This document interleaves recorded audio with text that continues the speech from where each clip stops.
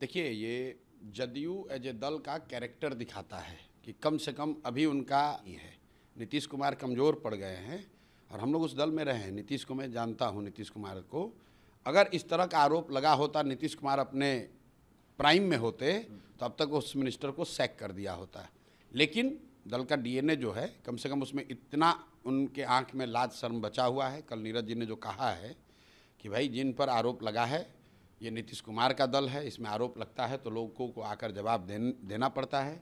तो मैं उस बात का स्वागत करता हूं कि उस दल के मुख्य प्रवक्ता ने दल के नेतृत्व के सहमति से ही कहा होगा कि अशोक चौधरी जी को जवाब देना चाहिए और उनको इधर उधर की बात नहीं करनी चाहिए। किशोर कुणाल जी, ट्रस्ट, भाई इल्ज़ाम आप पर लगा है, सीधी बात है। आपने बेनामी संपत्ति अपने पीए के नाम पर खरीदा, उस संपत्ति को फिर वापस अपने बेटी के नाम पर ट्रांसफ़र किया, उसका पूरा प्रमाण दस्तावेज हमने पब्लिक डोमेन में रखा है। अगर वो गलत है तो आके बता दो गलत है। तो कह रही है कोई आरोप में दम नहीं रुक, ठीक है, उनकी तो बात है। आरोप अशोक चौधरी पर है, जवाब शांभवी चौधरी दे रहे हैं, अनीता कुणाल दे रहे हैं, उन पर आरोप नहीं है। पत्र आप तो प्रेस कॉन्फ्रेंस में थे जी। हमने कहा कि एक बहुत बड़ी मात्रा में प्रॉपर्टी जो खरीदी गई है वो एक ट्रस्ट के माध्यम से खरीदी गई है। ट्रस्ट को चलाने वाले जो लोग हैं, खासकर जियालाल आर्य, वो बहुत ईमानदार व्यक्ति हैं, उनकी रेपुटेशन है बिहार में, वो बहुत ईमानदार व्यक्ति हैं। तो मैंने ये कहा कि सर आप लोग देख लीजिए कि आपके ट्रस्ट के नाम पर भी ये प्रॉपर्टी जो खरीदी जा रही है, ये पैसे की प्रॉपर्टी इन्होंने पिछले 2-3 साल में मंत्री रहते खरीदा है। मैंने प्रॉपर्टी का डिटेल दिया है, ट्रांजैक्शन बताया है, ये बताया है कि 2019 में आपने एक जो पूरा एग्जाम्पल केस के तौर पर दिया है कि 23 कट्ठे ज़मीन आपने खरीदी अपने पीए के नाम पर, योगेश्वर दत्त के नाम पर, उसको 2 साल के बाद अपने बेटी के नाम पर ट्रांसफ़र कराया बिना पैसा दिए हुए। पैसा बैंक से जो ट्रांजैक्शन हुआ है वो 10 लाख रुपए हुआ है, जो रजिस्ट्री ऑफिस में लिखा गया है वो 34 लाख रुपए है। उसके बाद इनकम टैक्स का इनको नोटिस आया, इनकम टैक्स ने ये कहा कि भाई 34 लाख की प्रॉपर्टी के अगेंस्ट में आप 10 लाख रुपए कैसे ट्रांजैक्शन किया है। तो उसके 4 बरस के बाद 2025 में इन्होंने 25 लाख रुपया अपने बैंक से फिर ट्रांसफ़र कराया है योगेश्वर दत्त के नाम पर। वो सारा बैंकिंग डिटेल मैंने जारी किया है।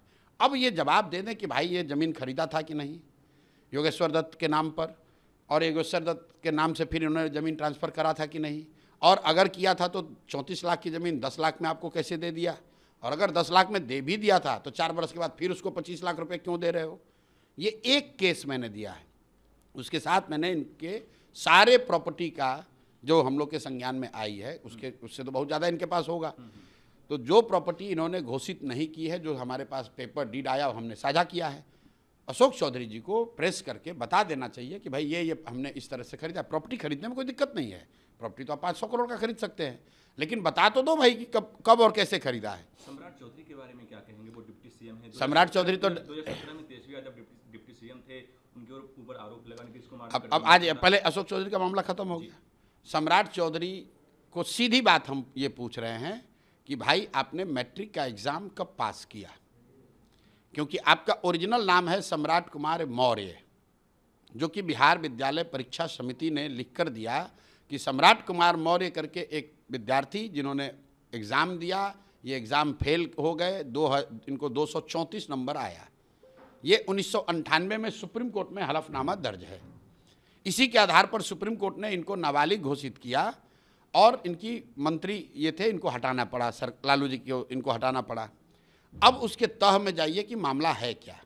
मामला ये है कि वहाँ पर एक कांग्रेस के पुराने नेता होते थे सदानंद सिंह, उनकी हत्या हो गई, 6 लोगों के साथ हत्या हुई और उसमें तब के सम्राट कुमार मौर्य नामजद अभियुक्त थे और हम लोग की जानकारी के मुताबिक जेल में थे। 6 महीना इनको जेल में थे।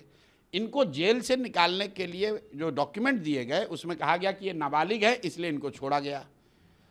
जिन लोगों ने इनकी मदद की या इनके पिताजी या इनके जो भी घर के लोग इन्होंने मदद की होगी, उनको पता नहीं होगा कि ये चीज़ बाहर निकलेगा। यही नाबालिग होने का सर्टिफिकेट देकर जो आप मर्डर के केस से बाहर निकले थे, उसी का इस्तेमाल इनके विपक्षियों ने, इनके विरोधियों ने किया और इनकी मंत्री परिषद चली गई। अब मैं ये कह रहा हूँ कि भाई पहले आप ये बताओ कि आप उसमें नामजद अभियुक्त थे कि नहीं थे। आप 6 महीना जेल काटे हैं कि नहीं काटे हैं, ये बताओ, क्योंकि आपने अपने इलेक्शन के एफिडेविट में इसको डिक्लेयर नहीं किया है। एक मिनट रुक जाइए। दूसरी बात जो सम्राट चौधरी पर हमने कही कि उन्होंने अपने इलेक्शन एफिडेविट में लिखा है कि उन्होंने ग्रेजुएशन किया है कामराज यूनिवर्सिटी से और उन्होंने डॉक्टरेट किया है यूनिवर्सिटी ऑफ कैलिफोर्निया से। जो नाम उस पर लिखा है वो दोनों यूनिवर्सिटी एग्जिस्ट ही नहीं करता है उस नाम से। लेकिन उसकी बात छोड़ दीजिए, उस पर वाद विवाद हो सकता है और पहले से वो पब्लिक डोमेन में जानकारी है। मैं नई बात ये कह रहा हूँ कि जब बिहार विद्यालय परीक्षा समिति ने आपको फेल का सर्टिफिकेट दिया हुआ है तो आप ग्रेजुएशन किए तो मैट्रिक तो कभी किए होंगे। इलेक्शन कमीशन के एफिडेविट में आपने मैट्रिक और 12वीं के बारे में जानकारी क्यों नहीं दी है? बता दो भाई बिहार के लोगों को कि आपने मैट्रिक की परीक्षा कब पास की और 12वीं की परीक्षा कब पास की।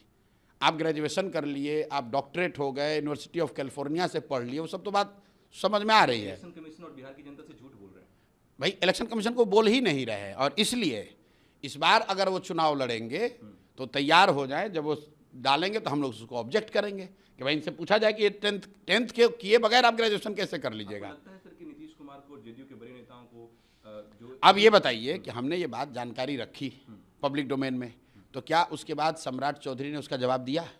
कहा कि भाई नहीं हम इस साल में 10वीं पास किए हैं? क्या उन्होंने ये कहा कि नहीं हम उसमें नामजद अभियुक्त नहीं थे? अगर वो कह दें तो फिर हम उसका प्रमाण देंगे। हमने जो कहा है उसका जवाब तो दे नहीं पाए। अब आप कह रहे हैं प्रशांत किशोर व्यापारी है, सौदागर है। अरे भाई ये सब बात तो 2 साल तुम कह लिए। तुमको जो बात कही जा रही है, आपके लिए जो बात कही जा रही है, उस बात का सीधा जवाब दीजिए।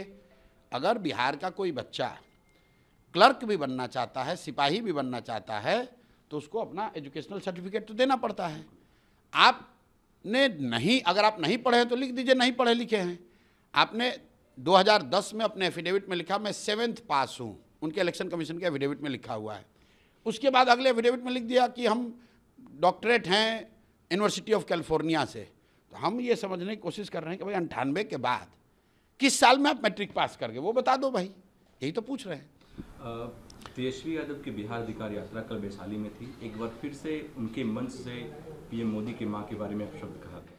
भाई देखिए, तेजस्वी यादव और राजद का जो कैरेक्टर है, मैं बार बार कह रहा हूं कि इनका चरित्र बदल नहीं सकता है। ये कट्टा वाले नेता हैं ये लोग। किसी ने कहा कि तेजस्वी यादव पर क्यों आप इल्ज़ाम लगा रहे हैं, तो लालू यादव के ज़माने में ऐसा हुआ था। तो मैंने ये बताया कि मेरे भाई ये बता दो कि जो लालू यादव के ज़माने में जो राजद के सीनियर लीडर थे, क्या उन लोगों को राजद ने हटा दिया?